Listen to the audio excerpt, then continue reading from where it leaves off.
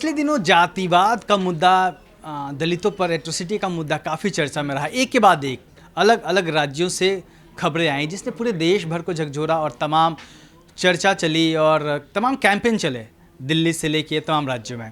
इस बीच में कांग्रेस नेता उदित राज जी ने एक आर्टिकल लिखा द क्विंट में जो छपा 10 सितंबर को, जिसमें उन्होंने सवाल उठाया कि दलित जाति के बंधन में बंधकर जातिवाद से कैसे लड़ेंगे।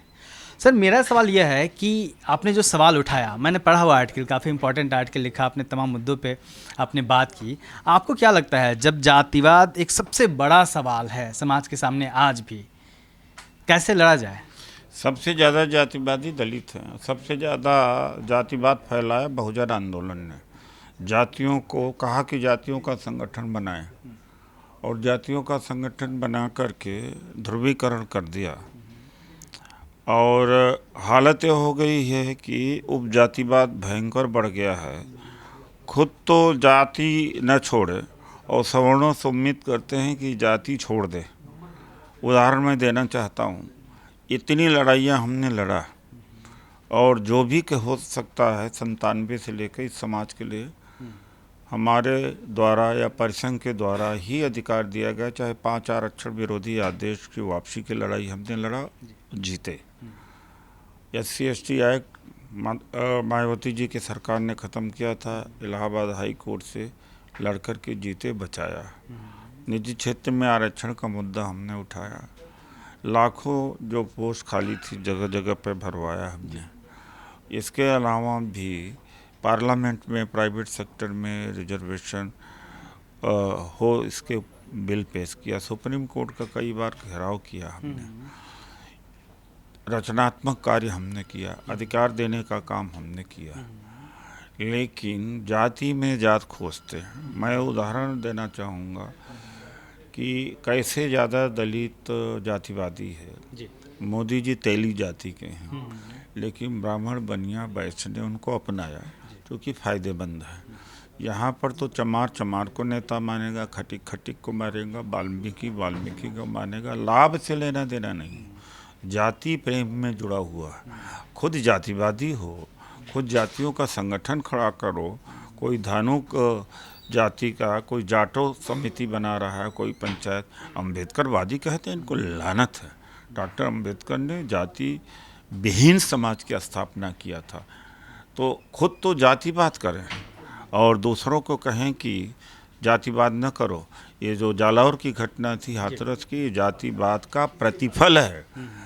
तो जातिवाद का प्रतिफल है तो सवर्ण तो जात पात छोड़ दे, और ये नहीं छोड़ना चाहते हैं।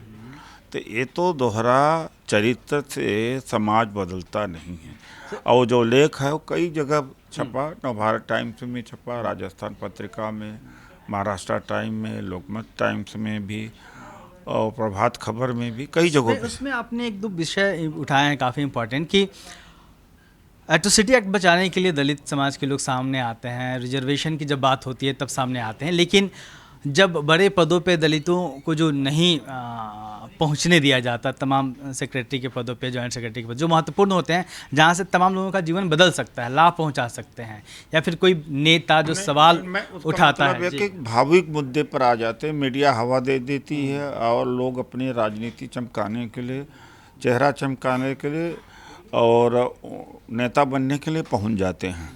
लेकिन जब लाखों पोस्ट काट दी जाती हैं, ख़त्म कर दी जाती हैं, हम आह्वान करते रहते हैं, तब कहाँ रहते हैं? तब तो नहीं निकलते। तो इमोशनल लड़ाई से क्या समाज का भला होगा? वो भी लड़ना चाहिए। जहाँ पर अत्याचार हो वहाँ पर विरोध होना चाहिए। लेकिन जो असली लड़ाई है, न्यायपालिका में भागीदारी की लड़ाई है, निजीकरण के खिलाफ में संघर्ष करने की लड़ाई है, वहाँ नहीं दिखाई पड़ते। वहीं असली लड़ाई है हमारी। शिक्षा में महंगी होती जा रही है, और इंजीनियरिंग और मेडिकल कॉलेजेस का कितना बेतहाशा फीस बढ़ गई है। IIM का, वहाँ नहीं खड़े होते। एक किसी को मार दे वहीं खड़े हो जाते हैं बस। तो ये पूरा सोच बदलनी पड़ेगी, वो बदल नहीं रही है। तो जब तक नहीं बदले रहेगी तो दूसरों को दोष देने से कोई फर्क नहीं पड़ने वाला है। लिखा कि अम्बेडकरी आंदोलन के खिलाफ था बहुजन आंदोलन। हाँ बिल्कुल, काशीराम जी कोलालमपुर में 98 में गए, वहाँ पहला प्रथम दलित सम्मेलन था। तो काशीराम जी ने कहा था कि मैं जातियों का संगठन इतना ज़्यादा खड़ा कर दूँगा कि ब्राह्मण चिल्लाने लगेंगे, ठाकुर चिल्लाने लगेंगे, और हो गया उल्टा। उन्होंने राजभर को कहा तुम जाओ भर समाज को इकट्ठा करो, कुर्मी को कहा तुम जाओ कुर्मी को इकट्ठा करो, खट्टिक को कहा अच्छा तुम नहीं जोड़ पाए तुम्हारे जाति के लोग, वाल्मीकि अच्छा वाल्मीकि नहीं जोड़ता टिकट नहीं देंगे, धानुक तुम तो धानुक हो और वोट ही नहीं देते हो, जाओ धानुकों को इकट्ठा करो। इससे क्या हुआ, लोग जातियों में गोलबंदी में लग गए। अब फिर सम्मान नहीं मिला, पैसे पर टिकट मिलता है। तो वही जो गोलबंदी इन्होंने किया था, भाजपा ने उनको सीट लालच दे दिया, एमएलए का, एमएलसी का, मिनिस्टर का, उधर चले गए और उनके साथ जाति चली गई। अब जाति चली गई तो मजबूत हो गए। तो एक बहुजन नेता को मिला लिया जिसको उस वक्त में नेता बनाया गया था, तो बीजेपी ने उसको मिला लिया, या फिर तमाम दल मिला डॉक्टर संजय निषाद क्या है, सोनेलाल पटेल क्या है, ओम प्रकाश राजभर क्या है, और संजय तमाम, मैं नाम नहीं लेना चाहता हूँ, दर्जनों जो बसपा से ही तो निकल कर मजबूत बनाए इनको। बसपा से ही निकल कर के 15-20 जो ग्रुप हैं वो नेता गए तो जाति को लेके गए, क्योंकि इन्होंने जाति को और मजबूत कर दिया था।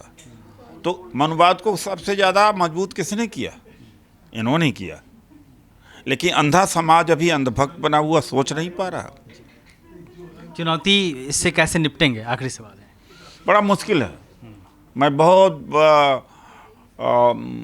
कहते हैं कि खुशनुमा तस्वीर पेश नहीं करना चाहूँगा। फाइटर उदित राज निराश हो गए हैं क्या? नहीं, निराश की बात नहीं है।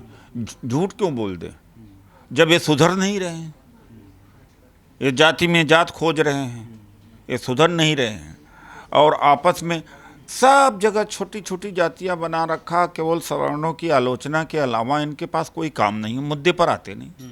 कैसे बदलेगा बताइए? ये बदलेंगे तो संभव है। मतलब एक बार फिर से सोचने की जरूरत है, आत्म आकलन की जरूरत है। बिल्कुल पुनर्विचार करने की जरूरत है। बहुत शुक्रिया। और जो डॉक्टर अंबेडकर को जो मिस इंटरप्रेट किया गया, नाम डॉक्टर अंबेडकर, नाम सोशल जस्टिस का, काम उसका उल्टा हुआ है, उस पर विचार करना होगा। बहुत बहुत शुक्रिया सर।